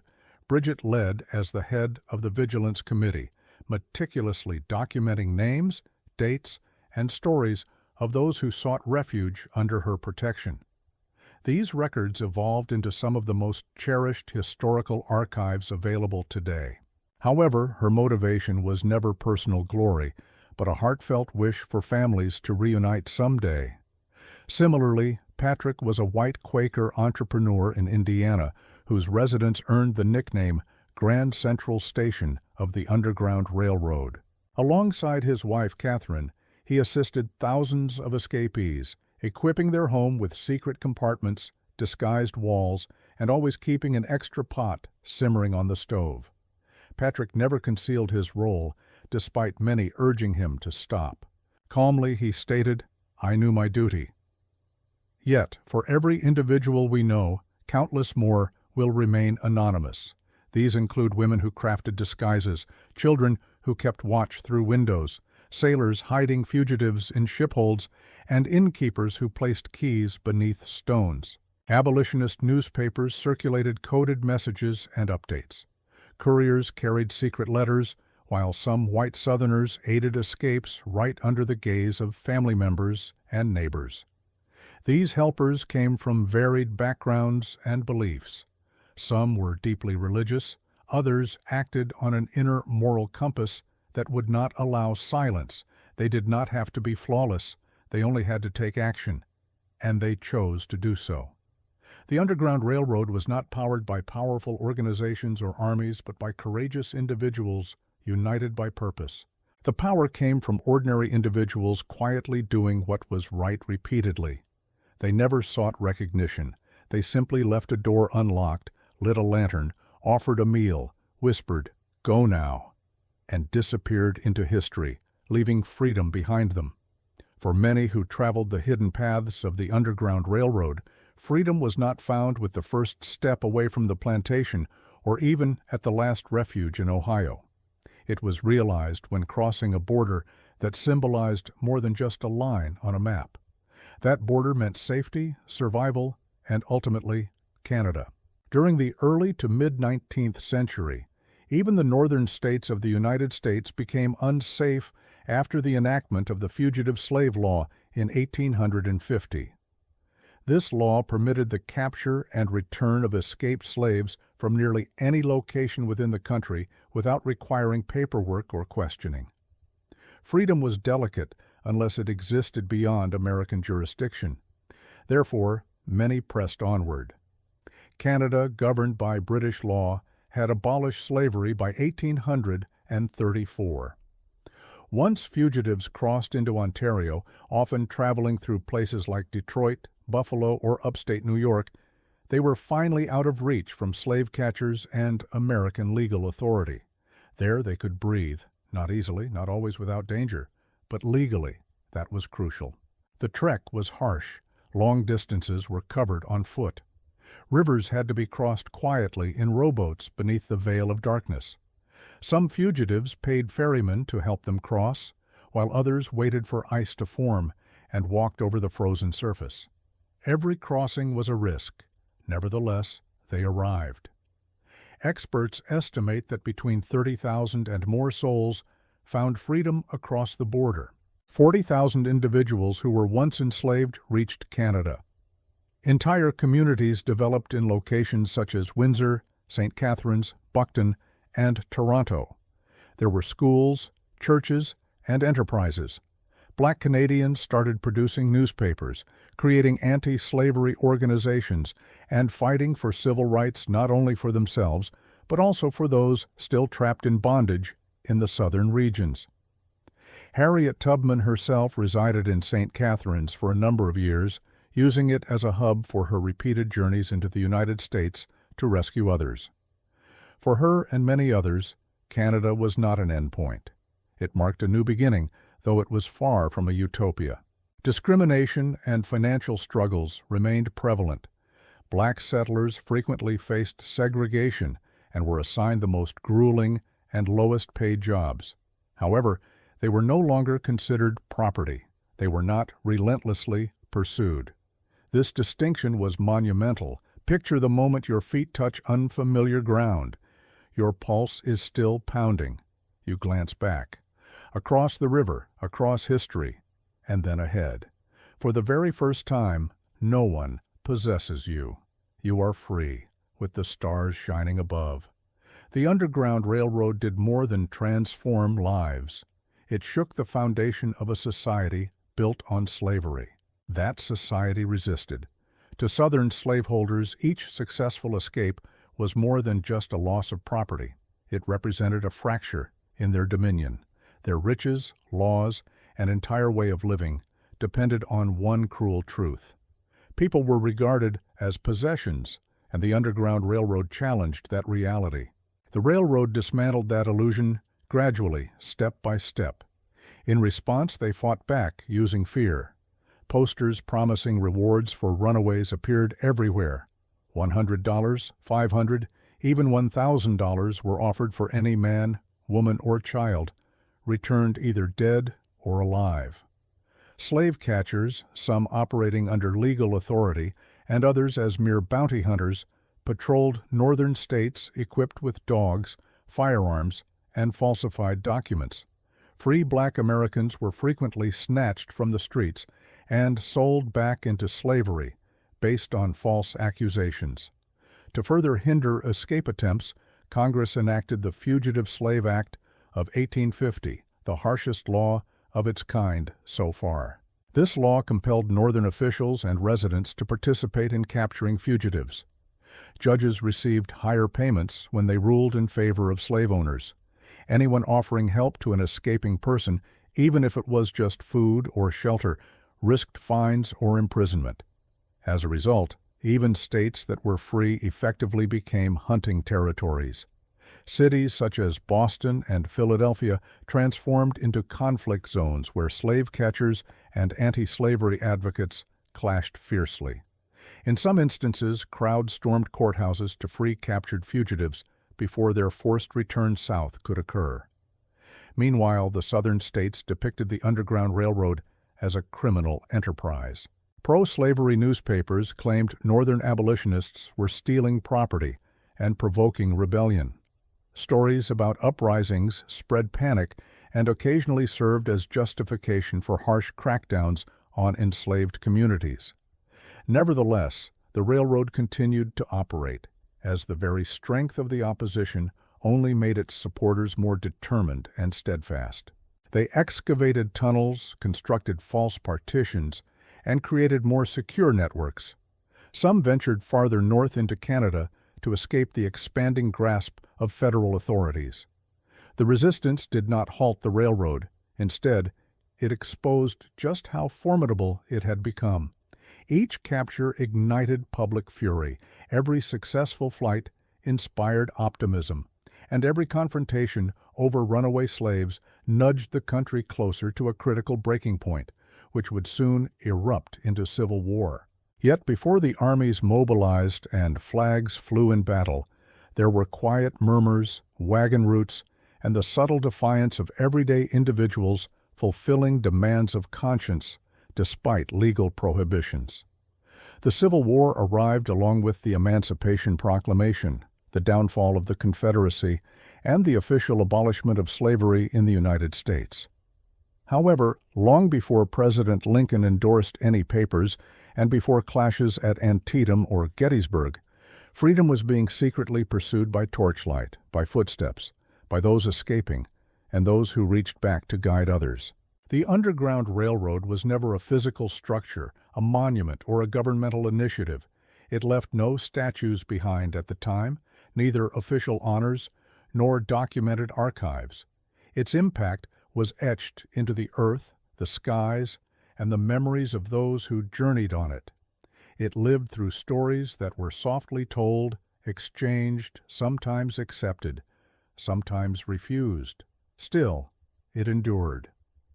Nowadays, the routes traveled by fugitives are commemorated in museums, memorials, and preserved historic homes. Sites such as the Harriet Tubman Underground Railroad Visitor Center in Maryland or the National Underground Railroad Freedom Center in Cincinnati silently honor those who sacrificed everything in pursuit of freedom.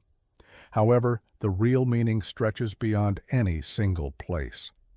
It exists in the belief that ordinary individuals confronted with horrific injustice discovered methods of resistance without armies, laws, or authority. They fought back using quilts and melodies, lanterns in windows, open doors, and unspoken trust. They created networks without any formal plans and aided strangers without expecting any reward. Time and again, they asked not what could be done, but what had to be done.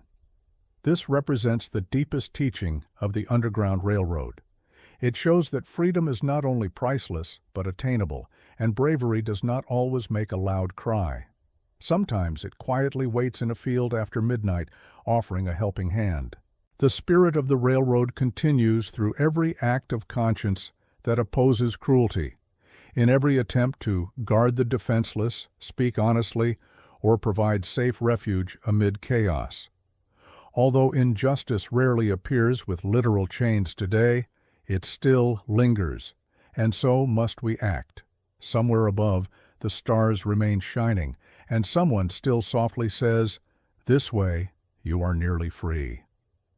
Inuit mythology unfolds gently like breath on a frosty window pane. It exists in the snow, in the silence around us. Silence fills the gaps where words should be, rare and carrying profound meaning. These narratives were never written on paper. Instead, they were etched into memory, molded by the wind, and passed down through generations by voice and flickering firelight. The Inuit people have lived in the Arctic for countless years, inhabiting a realm of expansive white plains, shifting ice floes, and endless nights without interruption. In this icy environment, enduring relies on a profound respect for nature, and the same applies to their folklore. Their myths serve not merely as amusement, they offer guidance, lessons on living, hunting, and honoring the delicate balance between humans, animals, and spirits. The boundary between the natural world and the supernatural is delicate. The wind can murmur secrets, the ocean seems to inhale and exhale. Animals might understand your thoughts. Unlike many mythologies that maintain a divide between deities and humans, Inuit legends are more intertwined. Spirits dwell among the people. They observe. They offer direction. Occasionally they chastise. They are not detached beings. They are intimate and close. Elders shared these stories quietly inside snow houses, wrapped snugly in furs while the wind roared outside. Children listened attentively, not only to memorize the tales, but to grasp the essence of the land. A myth involving a raven was more than a simple story about a bird. It illustrated wit and intelligence. A tale about a seal's spirit was more than a ghost story. It reminded hunters to express gratitude for the life of the animals. Time passed in a unique way in the Arctic, and storytelling adapted accordingly. There were no clocks, no urgency. A single story could unfold across an entire night or stretch, over an entire season. Every recital brought the narrative to life anew. The story shifts gently, like softly falling snow. It changes depending on the storyteller, the audience, and the moment. Inuit mythology is not confined to a single book or a set of gods. It is a web of beliefs formed by various Inuit communities throughout Alaska, Canada, and Greenland. However, common themes resonate throughout these stories: transformation, endurance, animal spirits, the might of the sea, and the enigmatic figure of Sedna, the sea goddess who is the origin of all marine life. These are not merely ancient legends. They are living memories frozen in the ice, still carried on the wind, still murmured in the darkness. Beneath the icy waves of the Arctic Ocean lies a realm of cold silence and drifting remnants where Sedna dwells. She is unlike a typical goddess. There is no throne to claim or crown to wear. Instead, she is entwined within the ocean currents, her hair flowing dark and wild, her fingers lost through betrayal. Sedna is the most potent spirit among Inuit tales, revered as the mother of all sea creatures. Seals, whales, walruses, and fish are believed to be her offspring. She rules over the ocean's gifts, and should she become angered, the hunt will fail, the sea will fall silent, and the people will suffer from hunger. Her narrative varies between regions, as is the nature of oral tradition, but her essence remains unchanged. She was once a young woman, though her origins differ depending on the telling. Some say she was the daughter of a creator god, while others claim she was a girl with no notable lineage. Stories often describe how she either rejected suitors or was deceived into marrying a creature disguised as a man, such as a bird or a dog. Her father then set out to save her, or Bridget tries to rid herself of shame by taking her away by boat. However, a storm swells as the sea crashes fiercely around them. Her father, gripped by fear or desperation, throws Sedna overboard. She clings tightly to the boat's side, crying out for help. Yet, one by one, he severs her fingers. Each finger falling into the sea transforms into a different creature: a seal, a fish, a whale. Although Sedna sinks beneath the waters, she does not perish. Instead, she becomes something else. Now she resides deep below the ocean in a shadowy kingdom. Her hair is forever tangled, and her spirit remains watchful. Whenever hunters act out of greed or show disrespect, she withholds the animals. She demands to be respected and pacified. A shaman enters a trance to travel under the sea, gently combing her hair, soothing her anger, and seeking her forgiveness. Sedna embodies both suffering and strength. She holds the memory of betrayal, but also safeguards the delicate balance of life. She reminds hunters to express gratitude and to waste no part of the animal. After a kill, silence is observed out of respect. She represents the ocean's sorrow as well as its compassion. Even now, beneath the thick ice, Sedna listens intently. In the Inuit belief system, animals are not merely animals. They serve as watchers, teachers, and spirits cloaked in fur, feathers, fins, or fangs. Surviving in the harsh Arctic means living among beings who are powerful, wise, and keenly conscious. One does not dominate them, one communicates with them, and sometimes they respond. Inuit mythology is rich with tales of animals walking between realms, not only physically, but also spiritually. Some can transform, appearing as humans while still being animals. Some beings take the form of animals that shed their skin to live among humans as men or women. These are shapeshifters who embody both knowledge and peril. The raven remains one of the most lasting figures, a trickster who is clever and unpredictable. In certain tales, he steals the sun to bring light to the world. In others, he amuses himself by playing tricks on people or reshaping the land simply for fun. The raven is not wicked, but he is never completely safe. He serves as a reminder that nature does not always behave as expected. Nanook, the polar bear, is more than a powerful hunter. He can be a protector spirit or a man trapped in a bear's form. Killing one means entering a sacred agreement.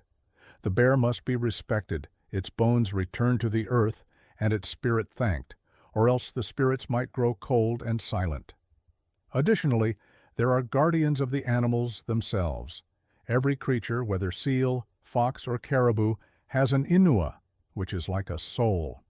When an animal is treated without respect or taken carelessly, its inua may come back in anger. Inuit stories sometimes tell of animals that return disguised as humans to punish or challenge those who forget to be thankful. Beneath these tales lies a quiet truth. Humans are not rulers of nature, but rather visitors who stay for a brief time. The animals, seen or unseen, have existed longer than memory itself. Therefore, children learn early not to mock the raven, not to waste hunted game, and never to step on the shadow of a sleeping seal. The spirits are always watching, not born from the heavens, but emerging from snow, trees, and eyes that never close. These figures exist in the vast Arctic, where the land stretches endlessly and the sky feels close enough to reach. Among the Inuit people live those who can navigate between what is visible and what remains hidden. They are neither priests nor seers. They belong to an ancient, more primal tradition. These are the Angakok, the shamans. Becoming an Angakok is no simple matter. Some individuals are marked from birth by unusual signs, vivid dreams, visions, or survival against all odds. Others undergo rigorous training.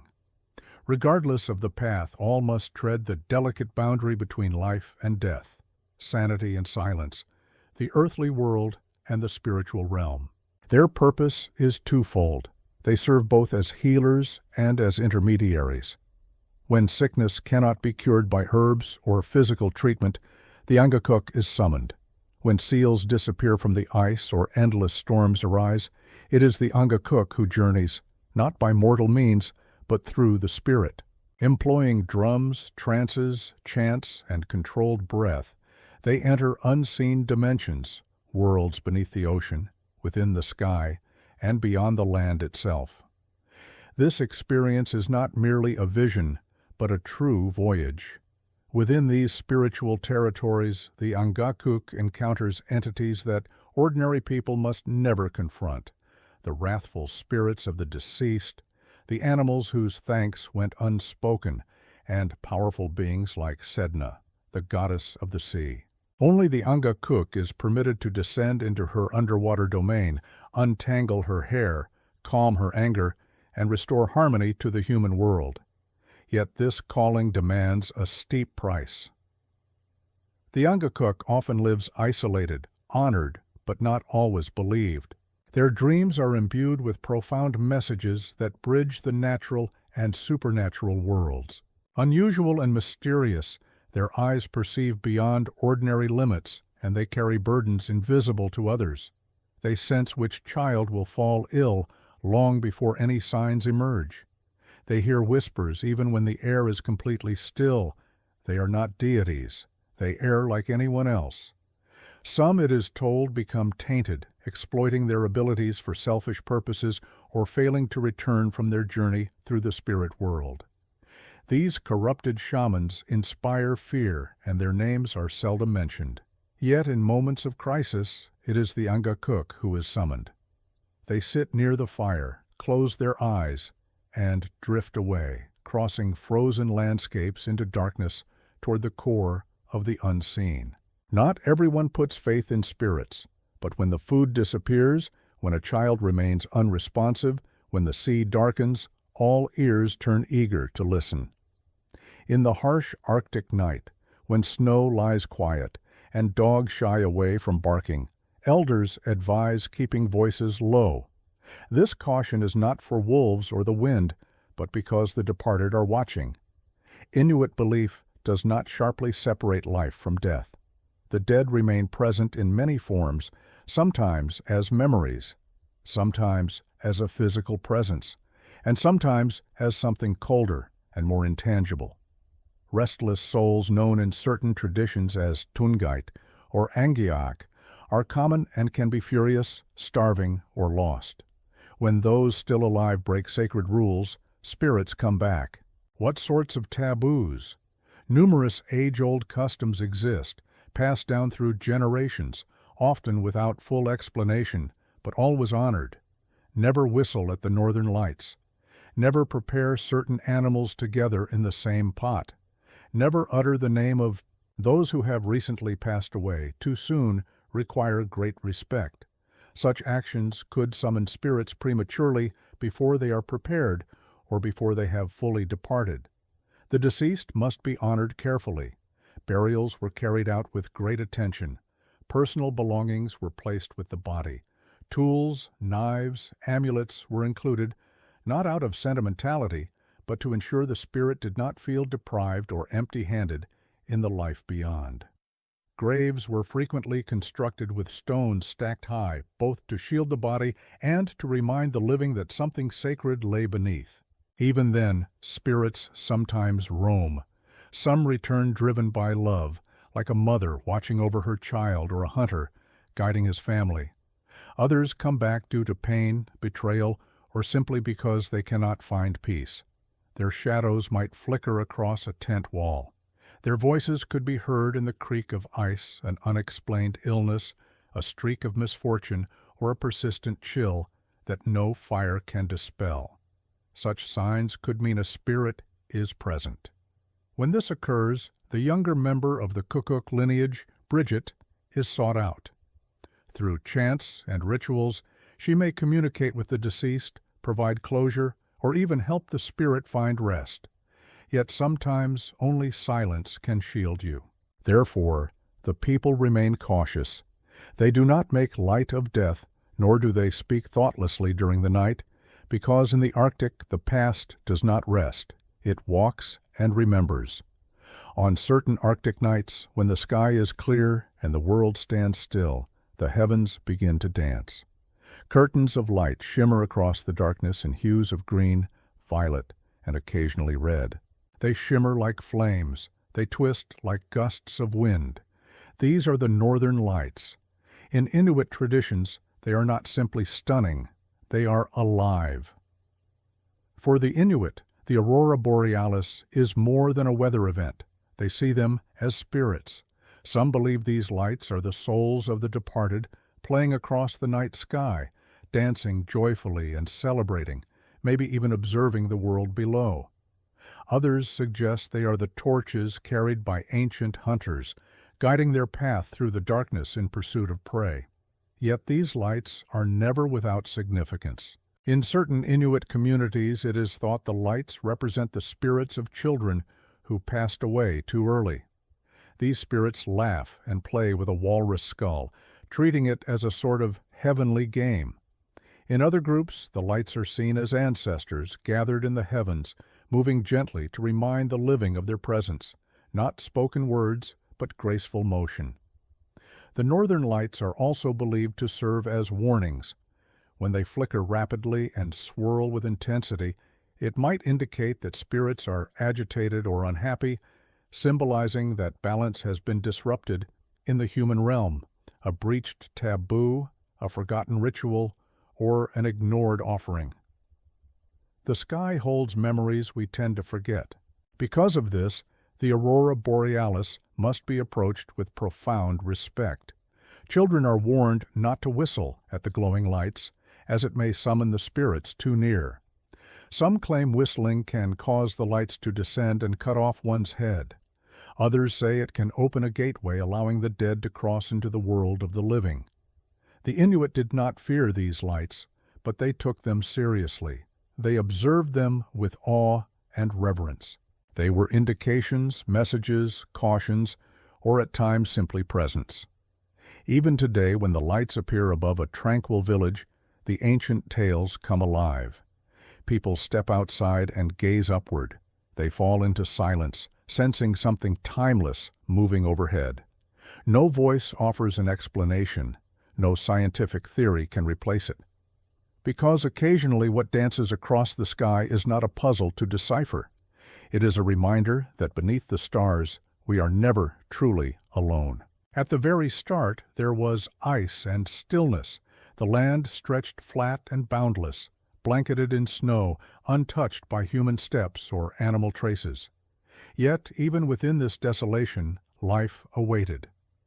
Inuit creation stories do not open with fire descending from the sky or gods shaping mountains. They begin with nature itself, vast and enigmatic. The world was not created all at once. It took shape gradually, spirit by spirit, breath by breath, form by form. One narrative speaks of Raven, also called Tulugak, a strong and cunning spirit who once lived in darkness. At that time, there was no sun, no moon, no stars. The world was engulfed in eternal shadow. Raven grew weary of wandering blindly in the blackness. So, with trickery, wisdom, or perhaps both, he seized light from a greedy entity that had hidden it away. He scattered it into the heavens, breaking it apart, the sun, the stars, the moon. Raven's gift provided the Arctic with its extended summer days and eerie winter nights. Other legends tell of giants who once roamed the earth, beings of vast power and solitude. These giants shaped the land. Mountains were shaped by their hands, rivers formed by their footsteps, and oceans filled with their tears. In time, they vanished, but their bones turned into the earth beneath us. Their breath became the wind that sweeps across the land. There are also narratives about two siblings, spirits who quarreled over how to create the world.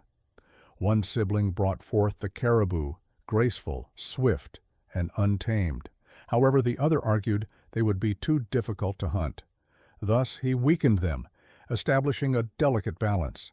These legends serve as reminders that the world is far from perfect. It is a result of constant compromise. Everything demands a price. Creation in Inuit belief is not an event that happened once. It is a continuous process. Every hunt, every storm, every birth and death contribute to the ever-changing landscape. The land listens, the sea shifts, and the world remains unfinished. Humans are not rulers, but visitors here. To live in the Arctic is to exist within a realm that is still evolving and always communicating. Ownership is impossible, but through silence and attentiveness, one might grasp a bit of its essence. Inuit myths are much more than stories for amusement. They serve as guides for survival. Embedded in each tale lies a caution, a teaching, a profound truth, not the kind found in books or passed down by leaders, but truths forged by ice, hunger, and quiet reflection. These stories instruct not just how to live, but how to endure. They are moral lessons with sharp edges. For instance, consider the tale of the Kalopuluit, a being dwelling beneath the Arctic ice in freezing waters. It waits silently near cracks and breathing holes, always listening. It wears a Parker has long fingers and eyes that are unusually large. If a child wanders too close to the shoreline, the Kalopuluit reaches out, drags them beneath the surface, and holds them forever. This tale is more than just a ghost story. It serves as a warning.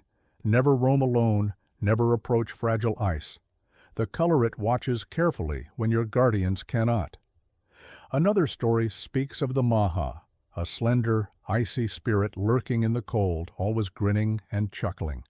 It does not kill by claws or weapons, but by tickling its prey relentlessly.